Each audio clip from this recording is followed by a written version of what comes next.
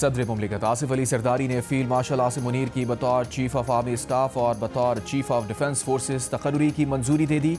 وزیر اعظم شہباز شریف نے سمری منظوری کے بعد ایوان صدر بھجوائی تھی۔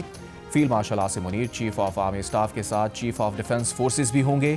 چیف آف آرمی اسٹاف کی بطور چیف آف ڈیفنس فورسز تعیناتی 5 سال کے لیے ہوگی۔ فیلڈ مارشل عاصم منیر ملک کے پہلے چیف آف ڈیفنس فورسز ہوں گے۔ صدر مملکت آصف علی زرداری اور وزیر اعظم شہباز شریف نے chief of air staff air chief marshal Zaheer Ahmed Babar Sidhu کی مدت ملازمت میں 2 سال کی توسیع کی بھی منظوری دے دی۔ ایئر چیف مارشل کی مدت ملازمت میں توسیع کا اطلاق 19 مارچ 2026 میں ان کی موجودہ 5 سالہ مدت ملازمت کے مکمل ہونے پر ہوگا۔ ایوان صدر میں صحافیوں سے غیر رسمی گفتگو میں فیلڈ مارشل عاصم منیر نے کہا، سب ٹھیک ہے، سب آپ کے سامنے ہے، چیزیں بہتری کی طرف جا رہی ہیں، پاکستان اب اونچی اڑان کی طرف جائے گا۔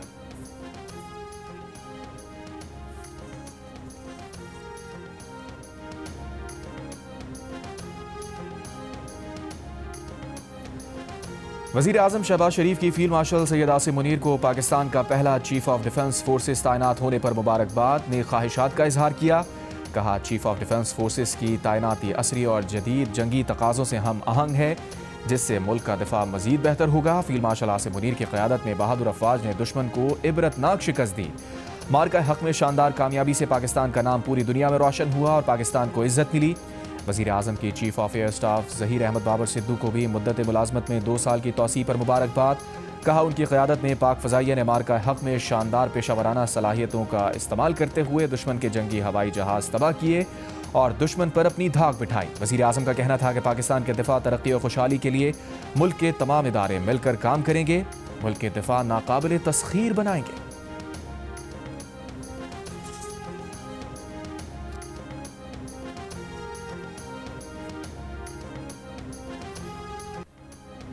اب سے بانی پی ٹی آئی سے عظما خان کی بھی ملاقات نہیں ہوگی۔ اڈیالہ جیل کے باہر روز روز تماشا لگانے کی اجازت بھی نہیں ملے گی۔ امن و امان خراب کرنے والوں کے ساتھ آہنی ہاتھوں سے نمٹا جائے گا۔ حکومت نے فیصلہ سنا دیا۔ وفاقی وزراء کی مشترکہ پریس کانفرنس۔ وزیر قانون اعظم نذیر تارڑ نے کہا، اگر کسی نے جیل توڑنے کی کوشش کا سوچا بھی تو ریاست بھرپور رد عمل دے گی۔ جیل میں ملاقات نگرانی کے بغیر نہیں ہو سکتی۔ جیل سپرنٹینڈنٹ کو اختیار ہے کہ نقص امن کے خدشے کے پیش نظر ملاقات رکوا دے۔ وزیر اطلاعات عطا تارڑ نے کہا، بانی پی ٹی آئی کی تینوں بہنیں جیل کے باہر لا اینڈ آرڈر کی صورتحال پیدا کرتی ہیں۔ عظما خان کی ملاقات اس لیے بند کی کہ انہوں نے رولز کی خلاف ورزی کرتے ہوئے سیاسی گفتگو کی، جو رپورٹ بھی ہوئی۔ اب ریاست کی رٹ قائم ہوگی۔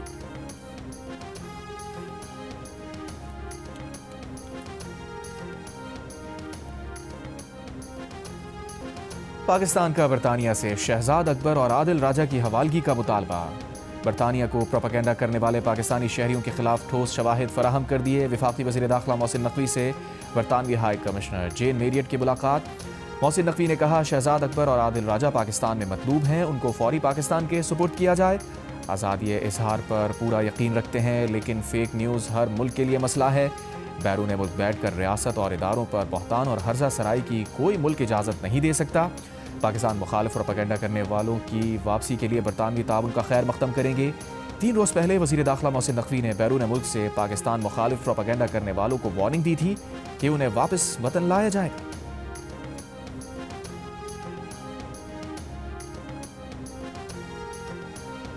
حکومت بلوچستان کا بیرون ملک بیٹھے کالعدم تنظیموں کے سربراہان، کمانڈرز اور دہشت گردوں کے خلاف گھیرا تنگ کرنے کا فیصلہ۔ وزیر اعلیٰ سرفراز بگٹی کی وفاقی وزارت داخلہ اور وزارت خارجہ کی مدد سے انٹرپول کے ذریعے ریڈ نوٹسز کی کارروائی تیز کرنے کی ہدایت۔ کالعدم B L A, B L F, U B A, B R G اور لشکر بلوچستان کی قیادت کے خلاف درج مقدمات کی پروسیکیوشن تیز کرنے کی بھی ہدایت۔ اجلاس میں سرفراز بگٹی نے کہا، دہشت گردی میں ملوث مقامی سہولت کاروں اور کالعدم تنظیموں کی قیادت کے خلاف بھی کارروائی ہوگی۔ بلوچستان کی سرزمین پر خون بہانے والوں کو دنیا کے کسی کونے میں چھپنے نہیں دیں گے۔ پاکستان اور کرغزستان کے درمیان توانائی، تجارت اور دیگر شعبوں میں تعاون کے 15 معاہدوں اور مفاہمت کی یادداشتوں پر دستخط۔ وزیر اعظم ہاؤس میں کرغزستان کے صدر کا شاندار استقبال، گارڈ آف آنر پیش کیا گیا۔ کرغزستان کے صدر کی وزیر اعظم سے ملاقات، فیلڈ مارشل عاصم منیر کی شرکت۔ وزیر اعظم شہباز شریف نے روابط کے فروغ کے لیے پاکستان کی ویژن سینٹرل ایشیا پالیسی کا عزم دہرایا۔ دونوں رہنماؤں کا تعلقات کے فروغ اور توسیع کی اہمیت پر زور۔ دو طرفہ تجارت اور سرمایہ کاری کو بڑھانے پر اتفاق۔ روٹ کوریڈور فعال ہونے پر اطمینان کا اظہار کیا۔ دونوں رہنماؤں نے اتفاق کیا تنازعات کو بین الاقوامی قوانین اور UN چارٹر کے مطابق پرامن طریقے سے حل کیا جانا چاہیے۔ پرامن افغانستان اور افغانوں کے پائیدار مستقبل پر بھی گفتگو۔ صدر کرغزستان نے پاکستان کو قابل اعتماد دوست قرار دیا، کہا توانائی کی ضروریات پوری کرنے کے لیے کاسا 1000 منصوبہ ہے، دونوں ملک دہشت گردی کے خاتمے کے لیے پرعزم ہیں۔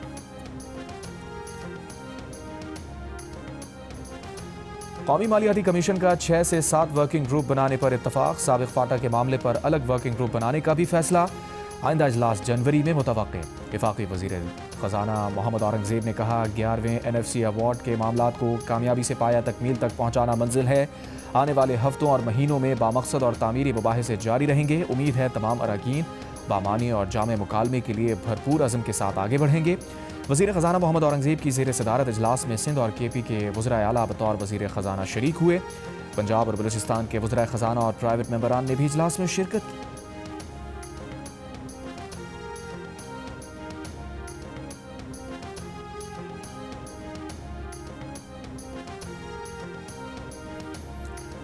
وزیر اعلیٰ خیبر پختونخوا سہیل آفریدی کا کہنا ہے کہ NFC اجلاس میں صوبے کا مقدمہ سامنے رکھا، باقی تینوں صوبوں کو ان کا حق دیا جا رہا ہے، خیبر پختونخوا کو نہیں دیا جا رہا۔ KP کو اس کا حق نہ دینا غیر آئینی ہے، یقین دہانی کرائی گئی ہے کہ KP کو اس کا حق دیا جائے گا، اگلے اجلاس میں پھر اس مسئلے کو آگے رکھیں گے۔ خیبر پختونخوا کے مشیر خزانہ مزمل اسلم نے کہا NFC اجلاس میں صوبوں کے حصے میں کمی کی کوئی بات نہیں ہوئی، اجلاس بہت اچھے ماحول میں ہوا، کسی پر دباؤ نہیں ڈالا گیا۔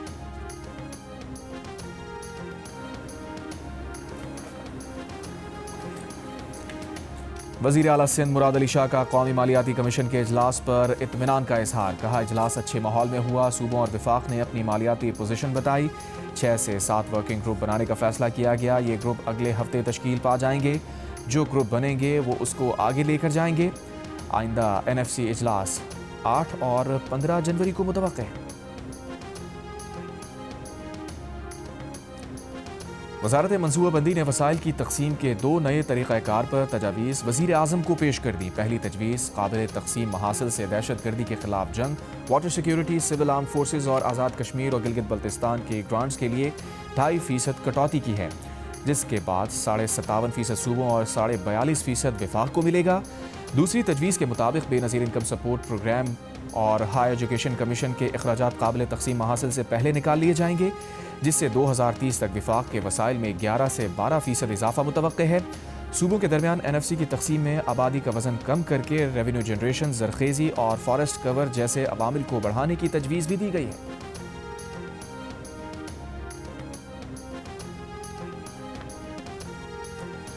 نون لیگ کے صدر نواز شریف نے گوجرانوالہ ماس ٹرانزٹ پروجیکٹ کی منظوری دے دی۔ نواز شریف کی زیر صدارت خصوصی اجلاس، نون لیگ کے صدر نے کہا ماس ٹرانزٹ پروجیکٹ گوجرانوالہ کے لوگوں کا حق ہے جو انہیں بہت پہلے مل جانا چاہیے تھا۔ گوجرانوالہ کی ترقی اور عوام کو سہولت ملنے پر بے حد خوشی ہے۔ اجلاس میں وزیر اعلیٰ پنجاب مریم نواز شریف بھی موجود، وزیر دفاع خواجہ محمد آصف کی بھی خصوصی شرکت۔ اجلاس میں بتایا گیا کہ پروجیکٹ ایمن آباد سے گھکڑ تک 30 کلومیٹر سے زائد طویل ہوگا، روزانہ 51,000 سے زائد مسافر مستفید ہوں گے۔ پروجیکٹ میں 40 بسیں چلائی جائیں گی۔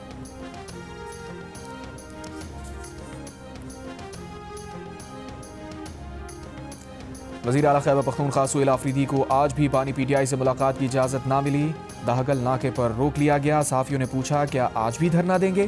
سہیل آفریدی نے جواب دیا آپ سفارش کر دیں کہ بانی PTI سے ملنے دیں۔ 9ویں بار بھی ملاقات نہ ہونے پر وزیر اعلیٰ خیبر پختونخوا اور PTI کے دیگر رہنما اڈیالہ جیل سے واپس روانہ۔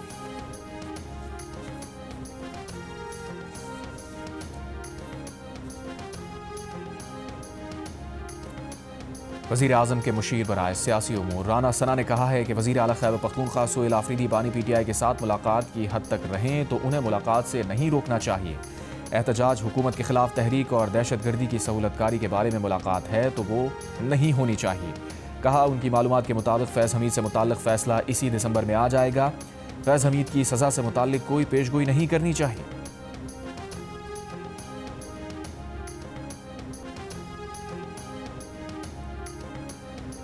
مسلم لیگ نون نے عابد شیر علی کو سینٹ کا ٹکٹ دینے کا فیصلہ کر لیا۔ یہ نشست سینیٹر عرفان صدیقی کی وفات سے خالی ہوئی تھی۔ فیصلہ نواز شریف کی قیادت میں اجلاس میں کیا گیا۔ اس سے پہلے فیصل آباد سے تعلق رکھنے والے رانا ثنا اور طلال چودھری کو بھی سینٹ کی خالی نشستوں پر منتخب کرایا جا چکا ہے۔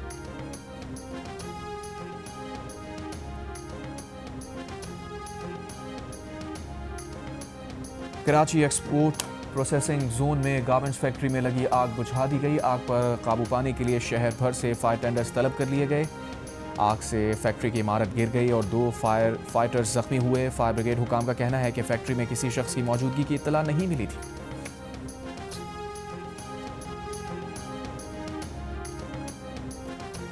وہاڑی میں پولیس حراست میں وکیل کے مبینہ قتل کے کیس کی تفتیش ایف آئی اے کے حوالے کر دی گئی۔ ڈی پی او نے پروسیکیوٹر جنرل کی ہدایت پر مقدمہ ایف آئی اے کو ریفر کر دیا۔ کیس فائل اور ریکارڈ ایف آئی اے ملتان کو منتقل کرنے کی ہدایت۔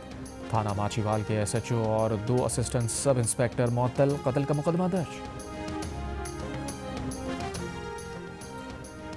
میاں والی میں والدین نے مبینہ طور پر 2 ماہ کی بیٹی کو قتل کر دیا۔ پولیس نے بچی کے باپ کو گرفتار کر لیا۔ گرفتار والد کے مطابق وہ بیٹے کے خواہش رکھتے تھے۔ پولیس نے مقدمہ درج کر کے ملزمہ ماں کی تلاش شروع کر دی۔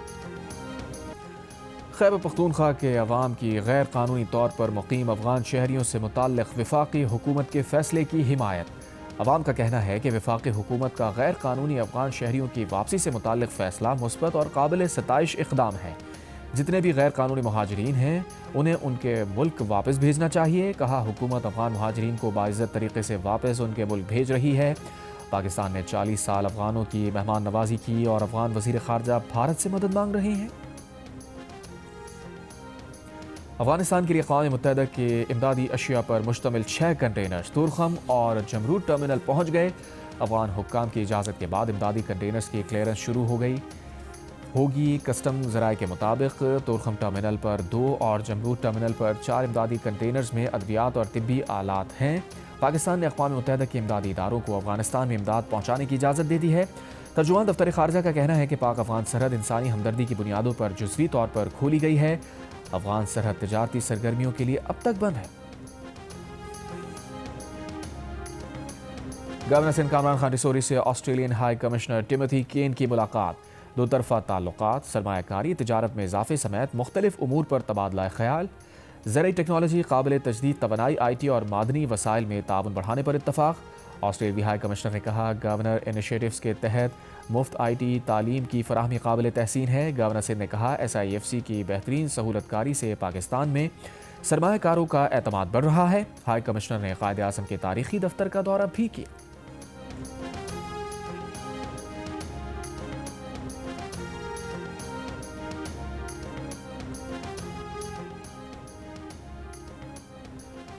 سعودی عرب نے پاکستان کو $3 ارب کے ڈپازٹ کی مدت میں ایک بار پھر 1 سال کی توسیع کر دی۔ ذرائع اسٹیٹ بینک کے مطابق سعودی عرب کے $3 ارب کے ڈپازٹ کی مدت آج ختم ہو رہی تھی۔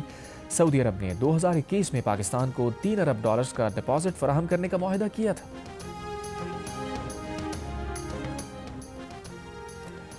Chairman Pakistan virtual assets regulatory authority Bilal bin Saqib نے کہا ہے کہ پاکستان جیسے ابھرتے ہوئے ممالک کے لیے ورچوئل ایسٹس کی ریگولیشن معاشی ترقی کی کنجی ہے۔ دبئی میں بائنانس بلاک چین ویک کی تقریب سے خطاب میں انہوں نے کہا پاکستان دنیا کے لیے کرپٹو ریگولیشن کا مؤثر ماڈل بن سکتا ہے۔ تقریب میں یو اے کے آرٹیفیشل انٹیلیجنس کے وزیر عمر سلطان بھی موجود تھے۔ خیبر پختونخوا میں گردوں کی غیر قانونی پیوندکاری میں 5 منظم نیٹ ورکس کے ملوث ہونے کا انکشاف۔ ایف آئی اے کے مطابق دھندے میں ملوث بیشتر ایجنٹس اور سرجنز کا تعلق خیبر پختونخوا سے ہے۔ گردوں کی غیر قانونی پیوندکاری کے 40 سے 50 لاکھ روپے تک وصول کیے جاتے تھے۔ پیسوں کے عوض گردے فروخت کرنے کے لیے پنجاب کے بھٹوں پر کام کرنے والے مزدوروں کو لایا جاتا ہے۔ کارروائی سے بچنے کے لیے سینٹرز گھروں میں قائم کیے جاتے ہیں۔ اس سال گردوں کی غیر قانونی پیوندکاری کے الزام میں 18 ملزم گرفتار ہوئے، 5 مراکز سیل کیے گئے۔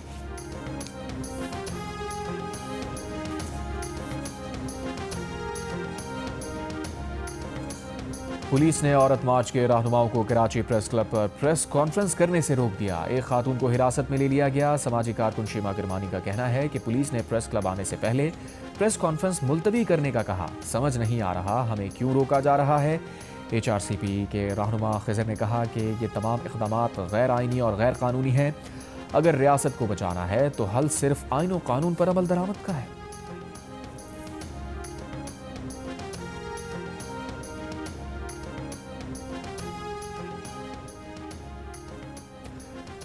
روسی صدر پوتن 2 روزہ سرکاری دورے پر بھارت پہنچ گئے۔ نئی دلی ایئرپورٹ پر بھارتی وزیر اعظم مودی نے صدر پوتن کا استقبال کیا۔ بھارتی میڈیا کے مطابق مودی پوتن ملاقات میں جغرافیائی سیاست سمیت دونوں ممالک کے درمیان باہمی تجارت میں توسیع اور ممکنہ دفاعی معاہدوں پر تبادلہ خیال کا امکان ہے۔ صدر پوتن کل روس بھارت سالانہ اجلاس میں شرکت کریں گے۔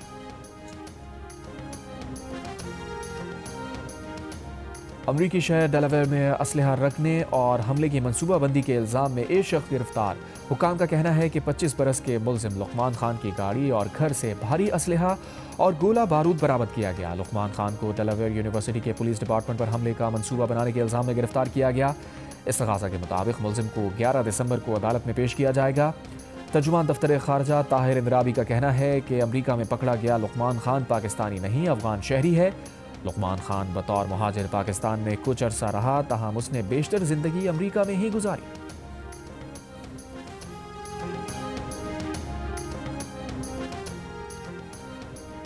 داعش کی معاونت کے الزام میں امریکی ریاست ورجینیا سے افغان باشندہ گرفتار۔ افغان باشندے کو امیگریشن کسٹم انفورسمنٹ نے کل گرفتار کیا۔ ہوم لینڈ سیکیورٹی کے مطابق ملزم نے افغانستان میں اپنے والد کو اسلحہ پہنچایا جو داعش کمانڈر ہے۔ ملزم 2021 میں بائیڈن انتظامیہ کے ایلائز ویلکم پروگرام کے تحت امریکہ پہنچا تھا۔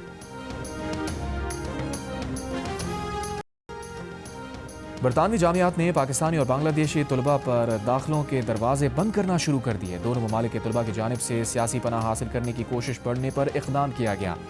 9 برطانوی جامعات نے پاکستان اور بنگلہ دیش کے طلباء کے لیے داخلوں کا عمل معطل کر دیا۔ دیگر جامعات نے بھی دونوں ممالک کے طلباء کے داخلوں کے طریقہ کار میں تبدیلی پر غور شروع کر دیا۔ برطانیہ کی بارڈر سیکیورٹی کی وزیر اینجلا ایگل نے کہا کہ ویزا سسٹم کو برطانیہ میں قیام کے لیے بیک ڈور کے طور پر استعمال نہیں کیا جانا چاہیے۔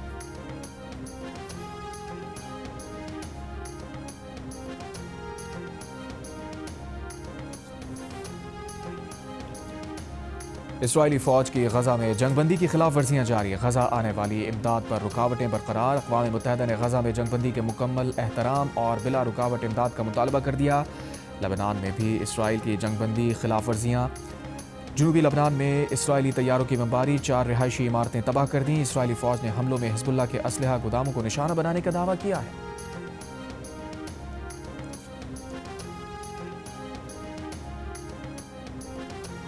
قائد اعظم ٹرافی کے فائنل میں کراچی بلوز کے 17 سالہ بیٹر ہارون ارشد کی سینچری، 116 رن بنائے۔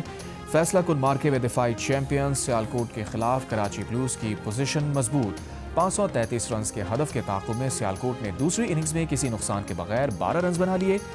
میچ کے آخری دن سیالکوٹ کو جیت کے لیے 521 رنز درکار۔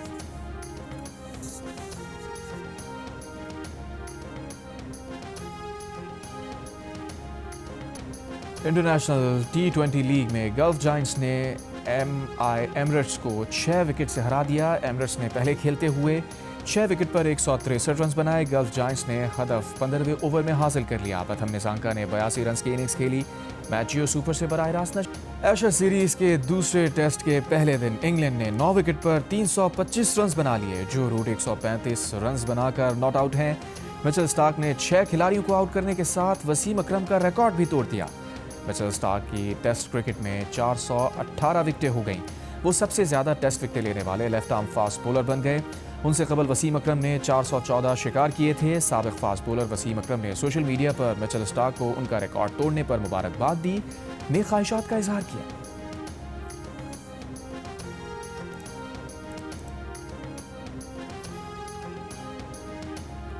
کراچی میں 35ویں نیشنل گیمز کے مقابلوں کا آغاز ہو گیا۔ نیٹ بال کے افتتاحی میچ میں آرمی نے وابڈا کو 21 کے مقابلے میں 27 پوائنٹ سے شکست دے دی۔ کے پی نے سندھ، نیوی نے بلوچستان اور پولیس نے پنجاب کو مات دے دی۔ خواتین ایونٹ کے میچ میں پاکستان وابڈا نے آرمی کو 15-10 سے ہرایا۔ نیشنل گیمز کی افتتاحی تقریب 6 دسمبر کو کراچی کے نیشنل بینک اسٹیڈیم میں ہوگی۔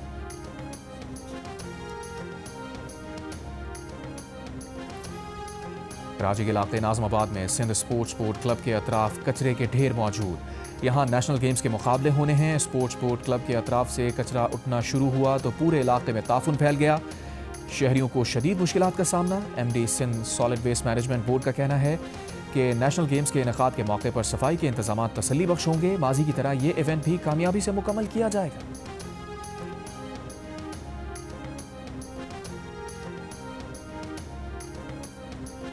راولپنڈی پولیس کی انسپکٹر ارم خانم نے ورلڈ پاور لفٹنگ چیمپئن شپ میں بھارتی پاور لفٹر کو شکست دے دی۔ سری لنکا میں ہونے والے ایونٹ میں 2 گولڈ میڈل حاصل کر لیے۔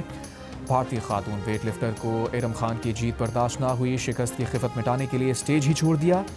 راولپنڈی پولیس لائنز واپسی پر ارم خان کا شاندار استقبال۔